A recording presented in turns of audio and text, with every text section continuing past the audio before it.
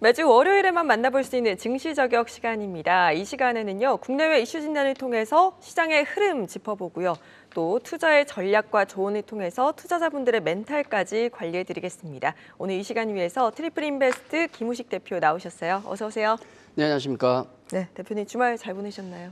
예, 뭐 3월 장은 좀 그나마 괜찮았기 때문에 네. 주말 좀 편하게 보냈습니다. 네, 그러면 네. 저희가 지난주 또 해외 또 국내 증시에서 좀 이슈될 만한 부분 짚어볼까요? 예, 뭐 지난주는 뭐 그래도 지지난주보다는 조금 소강 상태. 네. 미국 시장을 중심으로 보면 좀 급등이 나왔다가 지난주는 좀 쉬어간 흐름이었다. 그렇게 봐야 될 것 같아요. 각종 이슈들, 뭐 우크라이나 그다음에 또 경기에 대한 걱정 많았잖아요. 그쵸. 장단기 금리 차가 역전이 되면서 또 경기 침체 걱정하고 거기다가 연준의 이제 금리 인상까지 걱정하고 우크라이나 등등 있었지만은 이런 것들을 우리가 좀 적응을 하고 있기 때문에 그나마 조금 안정을 찾았다 그렇게 봐야 되겠고 우리 증시 같은 경우도 이제 뭐 제가 목표치로서 한 2,750 정도에서 한 2,800 봤는데 2,750까지는 지난주에 왔어요 일단. 예. 지수는 도달한 것 같고 다만 지수가 좀 답답하다 보니까 역시 테마 섹터라든지 그다음에 좀 성장세 있는 섹터들이 많이 움직였고 낙폭 과대주 쪽에서는 뭐 5G라든지 수소 이런 종목들이 잠깐 또 반짝하는 모습. 반대로 이제 초강세를 이어갔던 사료주가 막판에 급락이 나왔죠. 예. 그리고 메타버스가 좀 쉬어가는 흐름이 나왔고. 근데 중요한 건 역시 연속성을 가진 시세가 어디에서 나오는가 중요한데 역시 그걸 리오프닝 관련주에서 계속 나오고 있다. 네. 지난주에도 화장품주, 카지노, 항공이 강했고 엔터주들은 거의 뭐 사상 최고치를 지금 경신하고 있는 차례대로 네. 그런 강세를 보였던 게 지난주 우리 시장의 가장 큰 특징이었다 그렇게 말씀드리겠습니다. 네, 리오프닝주는 정말 계속해서 좀 강세 이어갈 것으로 보이는데 이번 주에도 예정된 일정이 참 많습니다. 주요 일정들 어떤 것들이 있는지 먼저 확인해 보고 짚어보도록 할게요. 4월 4일 월요일에 지금 한국의 사회적 거리두기 추가 완화가 됩니다. 또 BTS의 그래미 시상식이 있고요. 화요일 5일에는 미국의 ISM 비제조업 지수 그리고 한국의 3월 CPI가 발표가 됩니다. 또 YG 엔터테인먼트의 빅뱅의 컴백이 예정되어 있습니다. 10월 6일에는 FOMC 의사록이 공개가 되고 나토 외무장관 회의가 열립니다. 중국의 3월 차이신 제조업 PMI도 발표가 되고요. 7일에는 삼성전자의 잠적 실적 발표가 예정이 되어 있고 테슬라 기가페스트 행사가 열립니다. 마지막으로 8일 금요일 미국의 암학회가 개최가 되네요. 정말 하루도 빠짐없이 일정들이 많은데 어떤 네. 부분 짚어보는 게 좋을까요? 1월 그 폭락장에서 우리가 좀 2월 조금 브레이크 걸리고 3월에 반등이 좀 나왔지 않습니까? 역시나 지금 현재 가장 큰 시장의 화두는 금리, 우크라이나 관련된 이슈, 예. 그리고 코로나 그렇게 봐야 되는데 거기에 관련된 일정만 우리가 체크를 하면 되겠죠. 일단 뭐 전쟁과 관련된 것은 지금 글쎄요 뭐 아직도 장기전의 느낌이 좀 강하고 5월에 어떤 종전선이 나올 수 있다 뭐 얘기도 있지만 두고 봐야 되겠죠. 자 두고 봐야 되겠고 또 이번 주에도 뭐 재무장관 회의, 나토 외무장관 회의 등등에서 많은 회의들이 또 있습니다. 또 우리 한국도 아태 4개국에는 우리 한국도 참가하기도 하는데 여기에서 또 러시아에 대한 추가 압박이 있을 것이다. 지금 민간인 희생자가 너무 많잖아요. 예. 그러다 보니까 추가적인 제재가 있을 것이라는 얘기가 있고 그에 따른 러시아의 대응은 또 어떻게 나올 것인가 요거 체크하는 게 이번 주 또 중요하고 자, 두 번째 연준과 관련된 일정으로는 역시 연준의 스탠스가 어느 방향으로 가느냐 또 연준의 어떤 행보에 영향을 미치는 경제 지표 요걸 봐야 되는데 이번 주는 또 미국 ISM 서비스업 지수가 있고 또 FOMC 회의 의사록 공개가 있죠. 지난주에 보면은 우리 그 나왔던 경제 지표를 보면 고용 지표라든지 ISM 제조업 지표 같은 경우도 50은 넘어갔지 않습니까? 그것 때문에 그나마 금리 인상을 하는 와중에 경제 지표가 약간 완화되는 모습을 좋아지는 모습이 보였기 때문에 안도의 건 있었습니다. 근데 요걸 뒤집어서 보면 그래 고용 지표 그렇게 잘 나왔으니까 그럼 금리 시원하게 올려도 되겠네. 그렇죠. 이 호재가 아니고 악재가 아닌 애매한 시장이 지금 나오고 있거든요. 이번 주에도 역시 경제 지표, 특히 FOMC 의사록 공개가 이번 주에 나오는데 지난 3월에 있었던 그 회의에서 혹시 뭐 다른 얘기가 없었을까? 여기에 네. 대해서 좀 주목을 해봐야 되겠고 우리 코로나 관련해 가지고는 우리나라 쪽에서 이제 오늘부터 사회적 거리두기가 추가로 완화되고 관련해서 이제 YG 빅뱅 컴백도 있고 또 BTS 8일부터 또 투어가 있습니다. 자, 이런 점도 우리가 체크를 해보시면 좋지 않을까. 기타 이제 중요한 일정은 개별 기업 중에서 삼성전자의 잠정 실적 국민주 삼성전자가 요즘 굉장히 어렵지 않습니까? 과연 실적이 어떻게 나올지 봐야 되겠고, 그리고 반면 잘 나가는 테슬라의 또 기가패스트 행사가 있습니다. 굉장히 잘 나가는 회사인데 이것도 한번 일정 체크해 보시고, 또 암학회가 13일까지 있다는 것도 아마 섹터 이슈로는 중요하다. 지난번 그 3년 만에 암학회는 이제 비대면에서 처음으로 또 대면 행사로 전환이 됐다. 그런 특징이 있습니다. 네, 이번엔 특히나 이제 글로벌 주요 일정들 그리고 이렇게 지표들 발표 결과를 한번 지켜봐야 할 것 같고요. 오늘부터 이제 월요일이다 보니까 오늘 시장 어떻게 이어질 것인가 굉장히 많은 분들 궁금해하실 것 같아요. 어떻게 보세요? 주말 동안에 보니까 주요 증권사 그 또 기사가 하나 있더라고요. 주요 증권사에서 이 지수 전망을 다 하향했다 나오더라고요. 그래서 조금 우려하실 수도 있는데 저는 요번 그렇게 해석을 좀 하고 싶습니다. 우리 소비자 신뢰 지수라고 조사하는 게 있는데 그건 이제 현재 살림살이에 비해서 앞으로 살림살이가 어떨 것 같습니까? 그 질문인데 예를 들어 제가 지금 돈을 잘 벌고 잘 나가면 앞으로 1년 후 어떨 것 같습니까? 그렇게 질문하면 아마 좋을 것 같아요. 네. 제가 지금 쪼달리고 힘들다 그러면 앞으로 어떨 것 같습니까? 그러면 힘들 거다 그렇게 봅니다. 네. 그래서 정권사의 어떤 견해 같은 경우는 그런 점도 있다는 것 좀 감안하시면 좋을 것 같고요.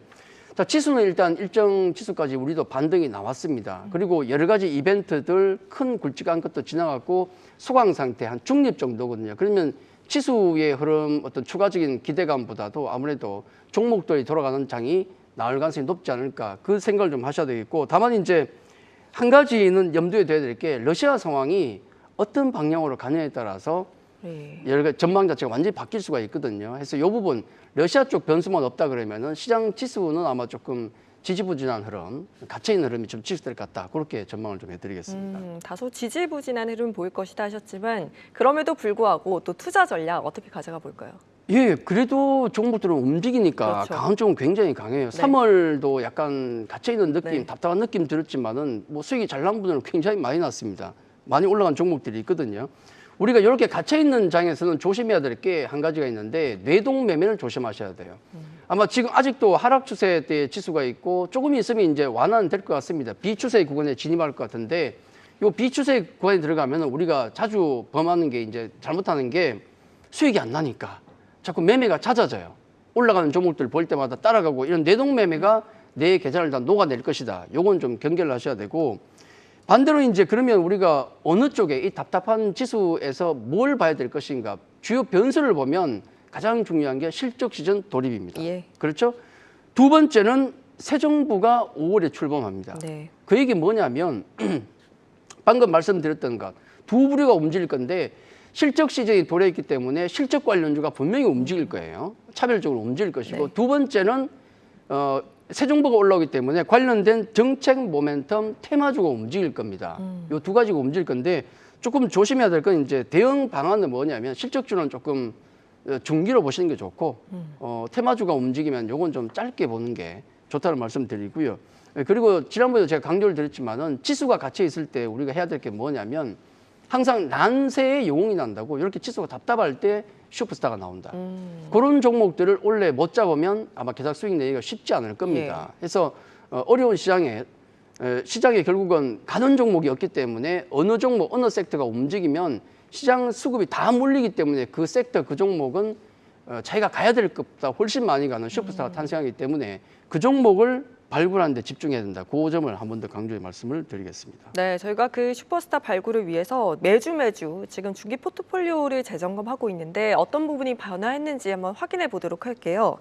지금 보니까 곳곳에 지난주와 달라진 부분이 보입니다. 리오프닝에 하이브와 모두 투어가 있고요. 낙폭과대주의 CJ ENM 또 한국콜마가 편입이 됐습니다. 변화된 부분 설명 좀 부탁드릴게요. 어차피 종목 장세니까 네. 종목 얘기하는 게 제일 좋아요. 예. 답답한 시장 얘기 백날 해봤자 답이 없죠. 그래서 종목 얘기를 많이 드리고 싶은데 예. 우선 그 낙폭 과대주 쪽에 좀 고생했던 CJ ENM 그리고 또 화장품 ODM 대표업체죠. 한국콜마 두 개를 집어넣고 리오프닝 쪽은 오늘 BTS의 그래미상 이슈도 있는데 뭐 타든 안 타든 상관없습니다. 어쨌든 네. 하이브 후발주자로 따라오고 있거든요. 하이브를 편입한다. 그렇게 좀 일단 간단히 좀 정리를 해드리겠습니다. 그리고 앞서 일정상 저희가 미국 암학회 이야기를 했었거든요. 3년 만에 대면으로 열린다 했는데 네. 바이오주가 없어요. 제가 바이오주를 별로 안 좋아합니다. 안 좋아하고 그리고 저는 좀 권고할 때 네. 우리 초보분들께는 바이오주를 잘 안 권해드려요. 지금 제가 중기 포트폴리오 보여드리는데 분명히 초보분들 네. 계실 거 아닙니까? 그쵸. 오해를 하실까 봐. 특히나 저는 그런 말씀을 드리죠. 바이오 종목은 사실 전문가도 잘 몰라요. 전문가 오브 전문가도 잘 그쵸. 모르는데 왜 초보분들이 그런 sek터 종목들을 하시나라는 거예요.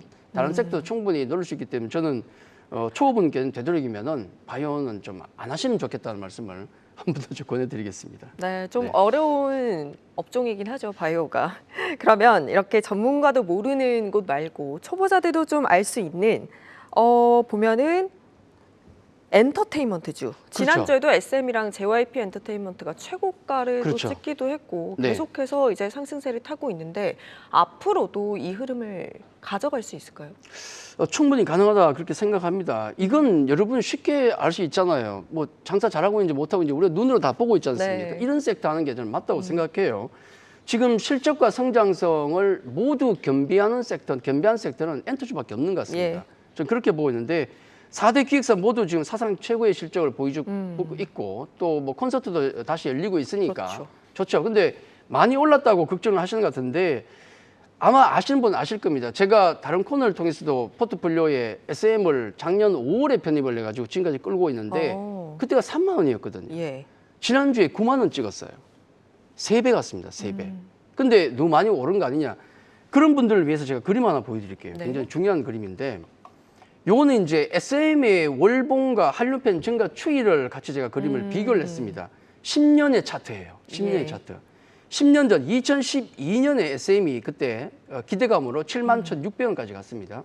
그러다가 10년 동안 고생하고 이제 8만 5,900원까지 올라왔어요. 예. 10년의 흐름 동안 고점을 경신하고 있죠. 얼마 안 올랐네? 라는 생각이 들 수도 있는데 여기 위쪽에 한류팬은 그러면 그동안 10년 동안 얼마나 많이 올라왔던가. 2012년에 920만 명이었습니다. 한류팬이.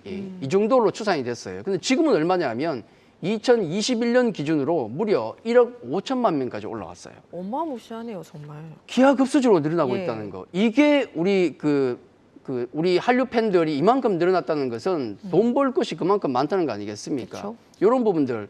그리고 이제 이런 게 결국 SM만 해당되는 게 아니고 지금 4대 기획사 모두 미국 진출 얘기 나오고 있고 또 거기다가 또 신인 그룹들 계속 나오고 있거든요. 네. 앞으로 나올 것은 아마 중소 기획사들 같은 경우도 많은 M&A가 있을 겁니다. 네. 그래서 덩치를 키워가고 있고 매출과 실적을 계속 대폭 늘리고 있기 때문에 엔트사들 같은 경우는 지금 이게 끝이 아니다. 왜 우리가 구조적으로 성장하는 섹터에 대해서 스스로 선을 그어야 되는가 이런 부분을 좀 말씀드리고 싶고 특히 이제 우리 인수위에서도 오늘 찾아온다고 하지 않습니까? 그렇죠. 그래서 K-팝을 어떻게 지원할 수 있는지 거기에 대한 논의. 우리 정책 관련도 좋아하는데 우리 새로운 정부가 올라오면 엔터주 밀겠다는 거 아니에요? 네. 이런 쪽에 우리 계속 관심을 가져야 되고 거기다가 예를 들어 이제 SM 같은 경우는 지난주에 제가 보기엔 거의 혁명적인 사건이었는데 대주주를 소액주주가 꺾었지 않습니까? 네. 지난주에. 우리 증시 역사상 이런 케이스는 없었어요. 제가 알기로. 왜 우리 증시가 대만보다도 미국보다도 이렇게 저평가되어 있느냐? 왜 대접을 못 받느냐? 이건 주주 환전율이 낮아요. 그렇죠. 주주 가치를 생각하지 않기 때문에 대표적인 게 엔터주 중에서 SM이 대표적이었는데 그 대주주의 의견을 꺾고 우리 소액주주를 대표하는 감사가 새롭게 들어갔다는 것.